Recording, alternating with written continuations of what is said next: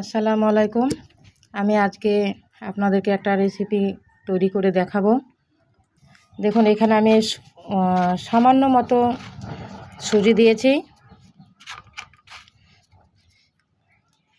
এখানে আমি বেসন দিয়ে দিচ্ছি,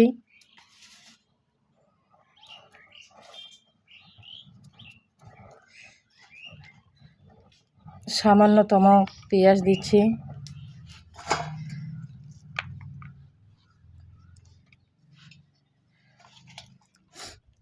কাঁচা লঙ্কা দিয়ে দিলাম। এখানে দেখতে পাচ্ছেন শসা কুচে রেখেছি, শসা কুচা দিলাম।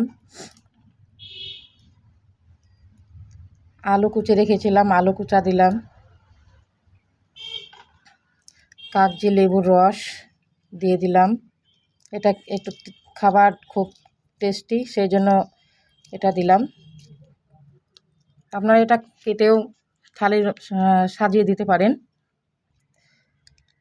স্বাদ মতো হলুদ দিলাম, খাবার সোডা দিলাম, স্বাদ মতো লবণ দিয়ে দিলাম,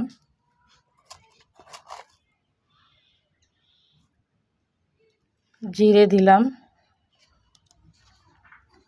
দেখতে পাচ্ছেন এখানে আমি একটা ডিম ভেঙে রেখেছি কাচের বাটিতে, ডিমটা দিয়ে দিলাম।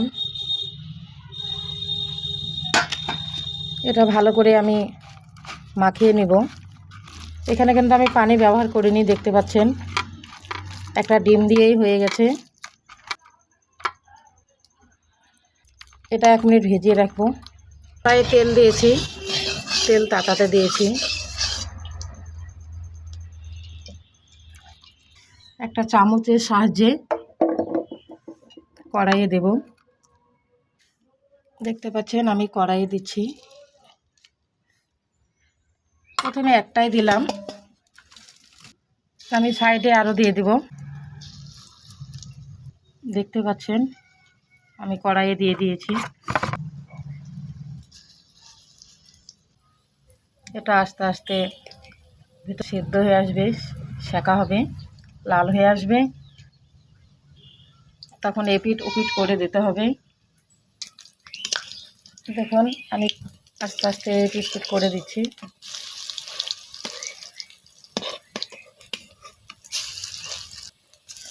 জালের পরিমাপটা আমি একটু কমিয়ে দেবো এবার।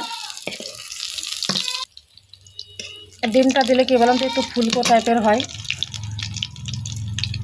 এই জন্য খেতে খুব ভালো লাগে, টেস্টি হয়। এর সঙ্গে ধনেপাতা হলে আরেকটু ভালো হয়। দেখতে পাচ্ছেন রেসিপিটা কি সুন্দর ফুলে এসছে।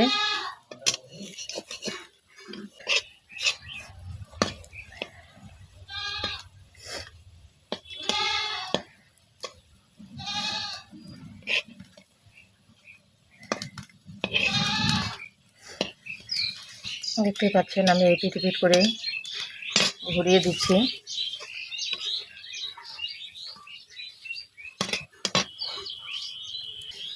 এটা বিকালবেলায় চায়ে নাস্তার সঙ্গে আপনারা দিতে পারেন।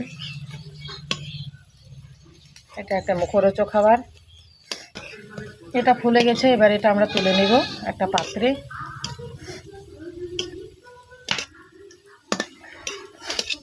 কত সুন্দর ফুলকো ফুলকো দেখতেই পাচ্ছেন, সুন্দর একটা সাইজের হয়েছে। এবার একটা একটা করে তুলে নিচ্ছি।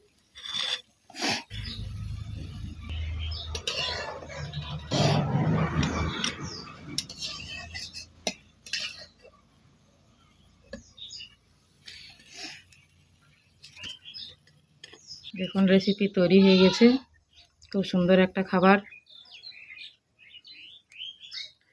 খোদা হাফেজ।